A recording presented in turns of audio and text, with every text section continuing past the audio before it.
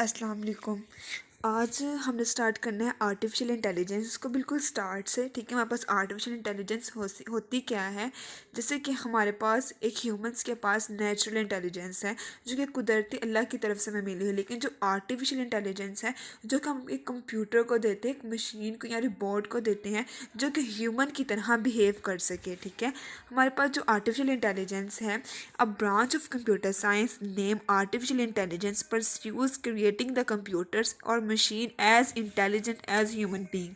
कि हमारे पास जो आर्टिफिशियल इंटेलिजेंस है ये कंप्यूटर साइंस की एक ब्रांच है, ठीक है। इसका काम क्या है, ये क्या क्रिएट करती है, मशीन्स कंप्यूटर जो कि as intelligent computer machines create करती है जो कि एक ह्यूमन बीइंग की तरह काम करें, ठीक है। According to the father of artificial intelligence, ठीक है।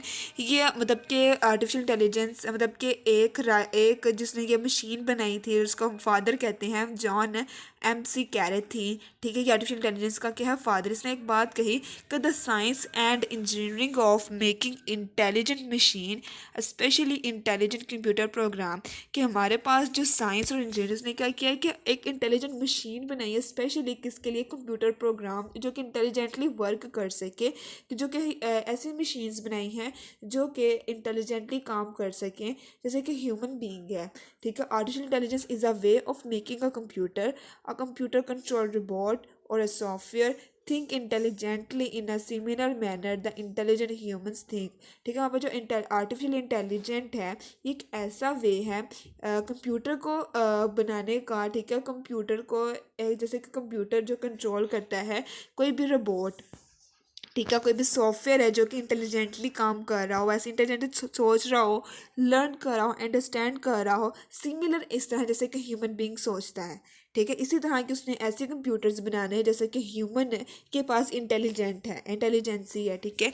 AI is accomplished bye trying how human brain thinks, how human learn, decide and work while trying to solve a problem and then using the outcomes of this study as a basis of developing intelligent software and system, ठीक है। जो हमारे पास AI है इसका काम क्या है कि वह ह्यूमन ब्रेन्स की तरह सोचे कि किस तरह वो लर्न करते हैं, किस तरह वो सोचते हैं, किस तरह वो डिसाइड करते हैं, किस तरह वो अपनी वर्क अपने काम के अंदर जो भी प्रॉब्लम्स आती हैं उसको किस तरह सॉल्व करते हैं और किस तरह के आउटकम्स आते हैं। हमने उस तरह की उस चीज़ को स्टडी करना है और हमने इंटेलिजेंट सॉफ्टवेयर या सिस्टम को डिवेलप करना है जिस तरह के ह्यूमन बींग्स के पास जो सोचने की, समझने की, याद करने की, डिसाइड करने की जो कैपेबिलिटी है वो हमने एक इंटेलिजेंट मतलब एक आर्टिफिशियल सॉफ्टवेयर के अंदर हमने वो डालनी है, ठीक है। इससे हम क्या हमारे पास क्या बन जाएगा, आर्टिफिशियल इंटेलिजेंस बन जाएगी।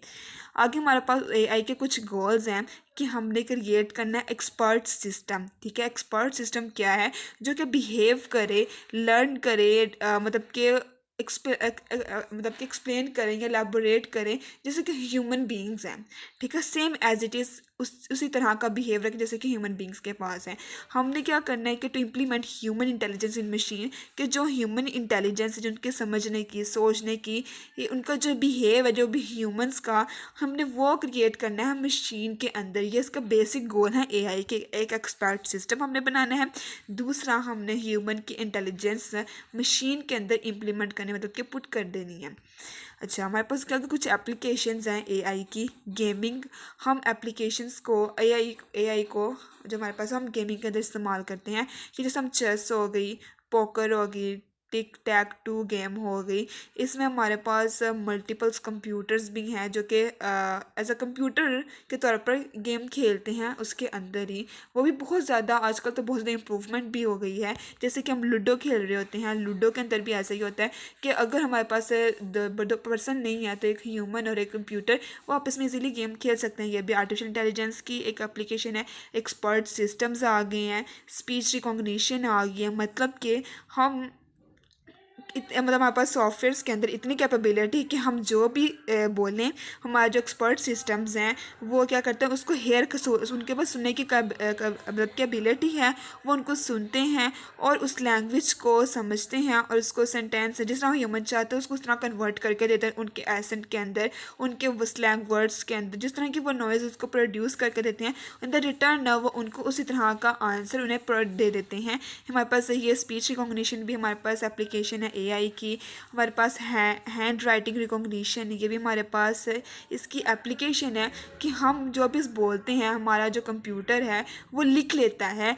जिस तरह के हम उसको शेप में कहें, जिस तरह के लेटर में कहें, और जिस तरह हम उसे कहें उस तरह उसको कन्वर्ट कर देता है, जो हमारे लिए ईजिली टेक्स्टेबल है। हैंड राइटिंग रिकॉग्निशन ये हमारे पास एप्लीकेशन है। वीएन सिस्टम के हम ऐसे सिस्टम जो कि अंडरस्टैंड कर सके किसी दूसरे मशीन के कंप्यूटर को, ठीक है। जैसे कि हमारे पास एयरप्लेन्स के अंदर स्पेइंग सिस्टम है कि वो स्पेशल इंफॉर्मेशन और मैप ऑफ द एरियाज़ को फिगर आउट करने के लिए इस्तेमाल किया जाता है। जो डॉक्टर्स हैं वो डॉक्टर के लिए भी यूज़ क्लिनिकल एक्सपर्ट सिस्टम को यूज़ करता है कि वो पेशेंट को डायग्नोस कर सकें। पुलिस भी इसको यूज़ करती है ऐसे कंप्यूटर सॉफ्टवेयर्स को, जिससे वो मतलब कि किसी भी क्रिमिनल के फेस को रिकॉग्नाइज कर सकें। मतलब कि जो भी आर्टिस्ट है वो उसकी पोर्ट्रेट बनाते हैं ताकि पुलिस के लिए इजीली हो जाए उस क्रिमिनल तक पहुंचना। ये वहाँ पर कुछ एप्लीकेशंस है, वीएन सिस्टम है, हैंड राइटिंग रिकॉग्निशन है, स्पीच रिकॉग्निशन, एक्सपर्ट सिस्टम्स हमारे पास, गेमिंग हैं, और भी बहुत ज़्यादा एप्लीकेशंस हैं। अब मैंने आप आज के लेक्चर मैंने आपको बताया है कि हमारे पास आर्टिफिशियल इंटेलिजेंस होती क्या है, एप्लीकेशंस क्या हैं, इसके गोल्स क्या हैं। फर्दर के लिए आप स्टे ट्यून है। The next part I will explain about the branches. Thanks for watching. Please subscribe my channel.